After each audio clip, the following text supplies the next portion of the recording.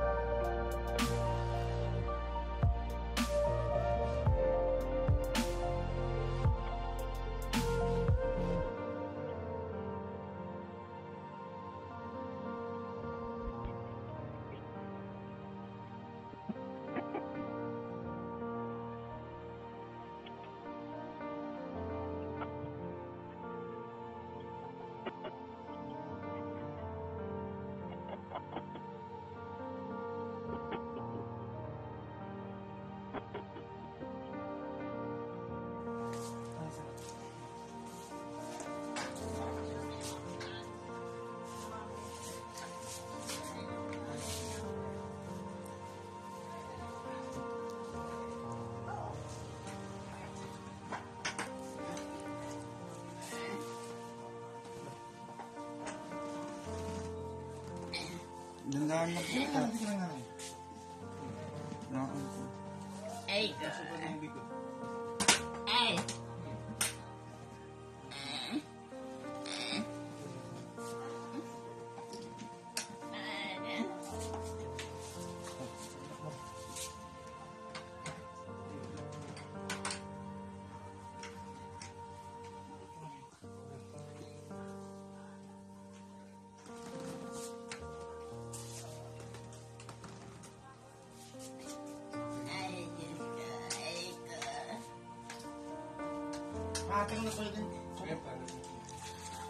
Tanggalin po.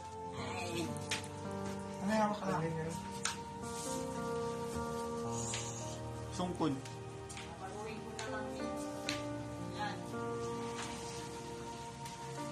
Mapadala dapat ng sungkod. Tungkod. Yun ang ni Mama.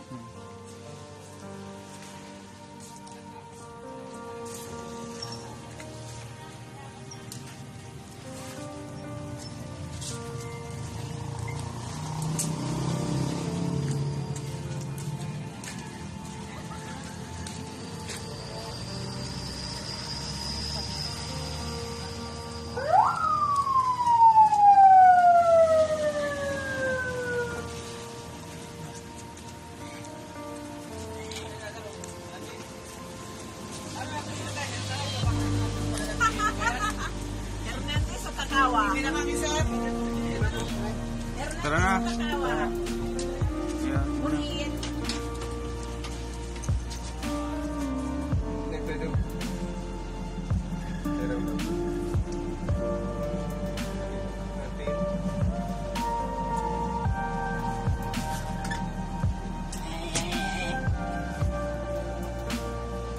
Yung putang gano'n eh.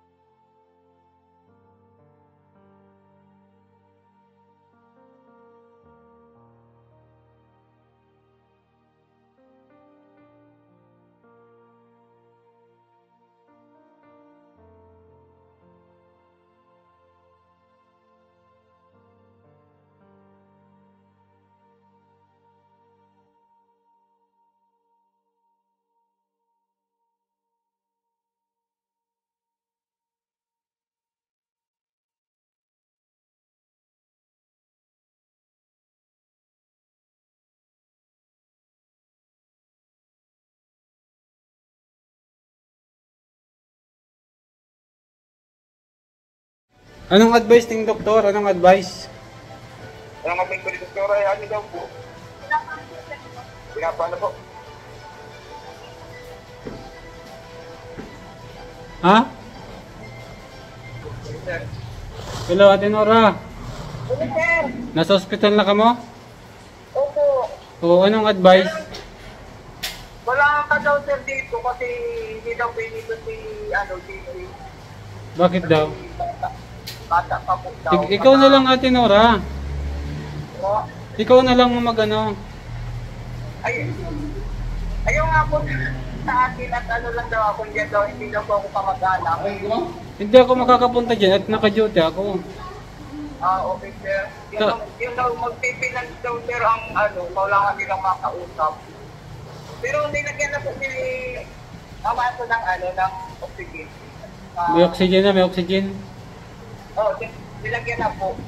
Papicturean mo kay JC tapos isend niya sa kuya. Ang picture. Yun po. Magpirma ka muna dyan, Ate Nora. Sige na, akong bahala dyan sa akin. Sige daw po ang bahala dito. Okay, sige.